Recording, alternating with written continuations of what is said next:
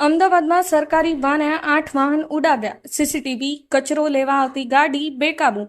Activa સવાર આધેડને 30 ફૂટ ધસડતા ઘટના સ્થળે જ મોત. ડ્રાઈવરે હેન્ડ્સ ફ્રી લગાવેલા હતા. અમદાવાદના જમાલપુરા પગથિયા પાસે આજે 7 ઓગસ્ટના રોજ સવારે door to door garbage collection કરતી મ્યુનિસિપલ કોર્પોરેશનની ગાડીએ એક બાદ એક 8 જેટલા વાહનોને અડફેટે લીધા હતા. જ્યાં 50 વર્ષીય એક્ટિવા ચાલક મોહમ્મદભાઈને બેકાબુ બનેલી ગાડીએ 30 ફૂટ જેટલા ઢસડતા ગંભીર ઈજા પહોંચતા ઘટના સ્થળે જ મોત નીપજ્યું હતું. જ્યારે અન્ય 3 જેટલા લોકોને પણ સામાન્ય ઈજા પહોંચતા સારવાર અર્થે ખસેડવામાં આવ્યા હતા.